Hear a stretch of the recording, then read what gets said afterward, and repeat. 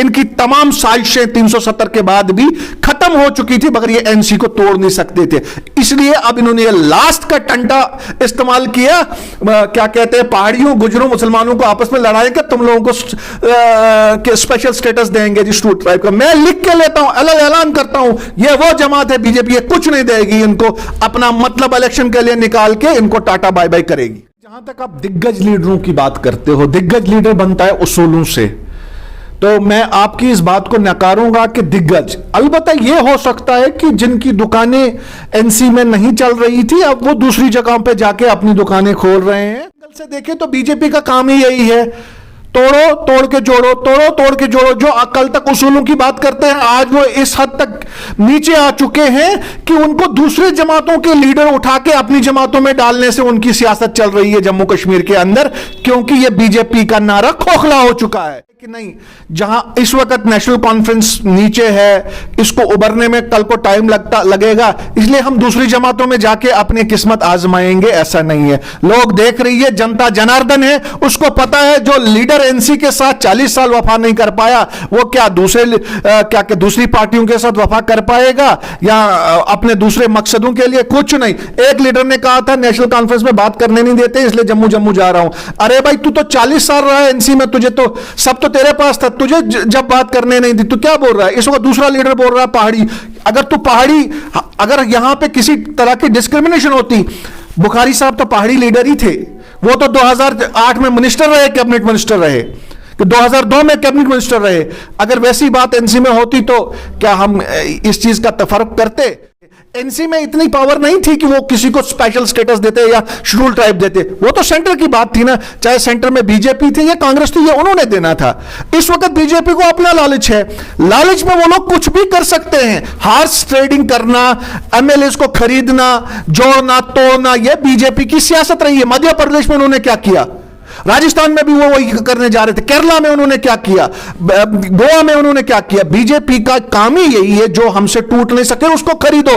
दंगे करवाए इन्होंने क्या कहते हैं बंगाल में, इसलिए कि जो हमारे साथ नहीं आएगा उसको तोड़ो।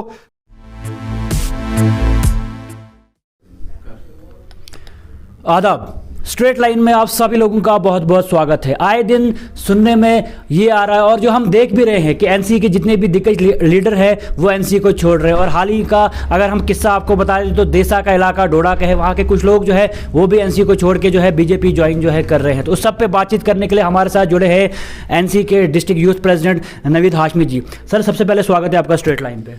शुक्रिया स्ट्रेट लाइन का, आपकी जर्नलिज्म का, कि आप हमेशा अच्छी चीज़ों पे, अच्छी मौजू पे बोलते हो, बातें उठाते हो, ये बहुत अच्छी बात है। तो सर आपसे जानना चाहूँगा कि अगर हम एनसी को लेके बात करें तो जितने भी दिग्गज लीडर हैं आए दिन जो है एनसी को छोड़ रहे हैं, तो आखिर क्या वजह है कि एनसी को छोड़ना पड़ रहा है?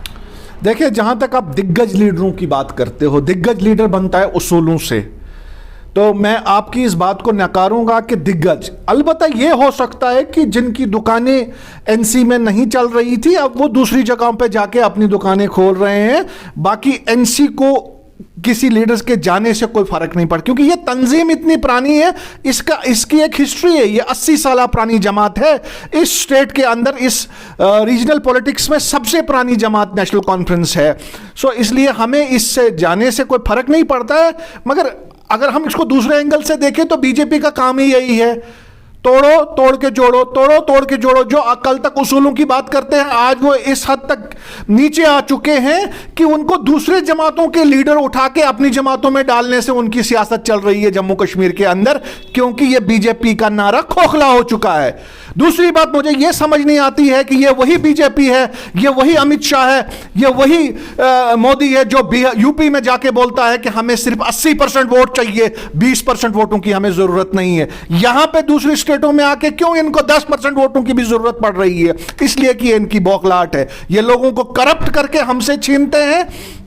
तो इसमें कुदरती बात है, जो आदमी बिकेगा, चाहे वो हमारी जमात से बिका हो या किसी और जमात में जाता हो, उसका न वकार हमारी जमात में है ना दूसरी जमात में होगा। सो ये नया तो नहीं है। नहीं, आपसे जानना चाहूँगा कि जैसे हम बात करें, हाल ही में जो है बुखारी साहब जो है वो भी एनसी को छोड़ के गए, काफ़ी पहले टाइम से जो है एनसी के साथ जुड़े हुए थे। आखिर क्या वजह रह रही है कि वो भी अब जो है एनसी को छोड़ के जा रहे हैं? जैसे उससे पहले देवेंद्र राणा की अगर हम बात करें, वो भी छोड़ के गए थे। देखिए, जहाँ तक ये बात राणा साहब की है, देवेंद्र राणा साहब की या बुखारी साहब की, इस बारे में बोलने के लिए मैं बहुत छोटा हूं, बट चूंकि मैं इस जमात का एक सिपाही हूं, इसलिए मुझे बोलना है आपको कि जाने की, देखो, सब लोगों में बर्दाश्त का मादा नहीं होता है, सब लोग कुर्बानी नहीं दे सकते हैं। शायद जो यहां से जा रहे हैं इस वक्त इनको लग रहा है कि नहीं, जहां इस वक्त नेशनल कॉन्फ्रेंस नीचे है, इसको उबरने में कल को टाइम लगेगा, इसलिए हम दूसरी जमातों में जाके अपनी किस्मत आजमाएंगे। ऐसा नहीं है। लोग देख रही है, जनता जनार्दन है, उसको पता है जो लीडर एनसी के साथ 40 साल वफा नहीं कर पाया, वो क्या दूसरी पार्टियों के साथ वफा कर पाएगा या अपने दूसरे मकसदों के लिए? कुछ नहीं। एक लीडर ने कहा था नेशनल कॉन्फ्रेंस में बात करने नहीं देते, इसलिए जम्मू जा रहा हूं। अरे भाई, तू तो 40 साल रहा है एनसी में, तुझे तो सब तो तेरे पास था, तुझे जब बात करने नहीं दी, तू क्या बोल रहा है? इस वक्त दूसरा लीडर बोल रहा है पहाड़ी। अगर यहां पे किसी तरह की डिस्क्रिमिनेशन होती, बुखारी साहब तो पहाड़ी लीडर ही थे, वो तो 2008 में मिनिस्टर रहे, कैबिनेट मिनिस्टर रहे, कि 2002 में कैबिनेट मिनिस्टर रहे। अगर वैसी बात एनसी में होती तो क्या हम इस चीज़ का तफर्क करते? मगर ये इनको सिर्फ अपने लालच के लिए ये जा रहे हैं, जहां इनको दिख रहा है कि कुछ ज़्यादा मिलेगा तो ये जा रहे। बाकी इन लीडरों को लोगों की कोई जरूरत नहीं, लोगों के एस्पिरेशंस पे ये नहीं पार्टियां ज्वाइन कर रहे हैं, ये अपने घर बचाने के लिए पार्टियां ज्वाइन कर रहे हो। कहीं ना कहीं इतना टाइम पार्टी में देने के बाद जिस तरह की स्टेटमेंटें बाहर आ रही हैं कि जिनका उनका साफ साफ कहना है कि फारूक अब्दुल्ला की अगर हम बात करें तो कहीं ना कहीं वो एमएलसी सीट देने के लिए लगभग 25-25 लाख रुपए जो है लेते थे और फिर वो सीट देते थे। इस सब पे आपका क्या कहना? देखिए, ये बौखलाहट है, ये इल्जाम तराशी है उस लीडर की जो इस वक्त निकल चुका है पार्टी से। 40 साल रहने के बाद इस तरह की स्टेटमेंट देना, 40 साल कहीं ना कहीं उन्होंने एनसी को दिए हैं। नहीं, हकीकत है, बट एनसी ने भी बदले में उनको मिनिस्ट्री दी, एनसी ने उनको एक नाम दिया, तो और कहीं ना कहीं उनको भी वही 25 लाख रुपए में तो नहीं? नहीं। देखो वजह क्या होती है, देखो वजह क्या। मैं उस शख्स से इतना ही पूछना चाहता हूं, क्या यह बात वो पार्टी में रह के उसने क्यों नहीं की? पार्टी से निकलने के बाद यह बात सामने आती है, लोगों को समझना चाहिए ये झूठ है, डकोसला है और कुछ नहीं है। अगर शायद यही बात वो पार्टी में रह के करता तो इस बात की बहुत वैल्यू होती, बहुत वजन होता। मगर जो पार्टी से निकला हुआ या जिसको निकाला गया, आपने फिर वो वायरल वीडियो भी तो देखी जिसमें फारूक साहब ने बोला कि मुझे उसको वापस पार्टी में नहीं लेना है, वो चला गया है। तो जिस आदमी की ये हालत हुई होगी वो तो कुछ भी बोल सकता है, ये तो उसकी बौखलाहट है कि वो इस वक्त बोल रहा है। बाकी तो इसके पीछे तो कोई तथ्य तो नहीं है ना, कोई एविडेंस अगर है तो बताए, सामने बात करें। सर, उसके अलावा आपसे ये भी जानना चाहूँगा कि जिस तरह शेर कश्मीर शेख मोहम्मद अब्दुल्ला की अगर हम बात करें तो जो विजन उनको एनसी को लेके था, कहीं ना कहीं वो अब हमें जो है हट के दिख रहा है। कहीं ना कहीं गुजर वोट बचाने के लिए जो है पहाड़ियों का जो है अभी भी स्टेटस नहीं दिया जा रहा है। कोई भी बड़ा लीडर अगर हम बात करें एनसी का तो कोई स्टैंड नहीं ले रहा है कि पहाड़ी को ये स्टेटस मिलना चाहिए या नहीं। नहीं, बिल्कुल आप शायद फॉलो नहीं कर रहे हो। 5 दिन पहले एनसी ऑफिस शेर कश्मीर भवन से भी और नवाब यूसुफ श्रीनगर से भी हमारा जो अपना पोर्टल उस पर आया कि हम जी अपनी पूरी सपोर्ट इस काज को दे रहे हैं। और दूसरा मुझे समझ नहीं आती है कि एसटी और ये स्टेटस सेंटर ने देना था। इस चीज के लिए शेख साहब ने फाइट की, फारूक साहब ने फाइट की, यही वो पहाड़ी लीडर्स थे जो आज दूसरी जमात में चले गए, यही तो वो थे जो एनसी के पीछे खड़े थे।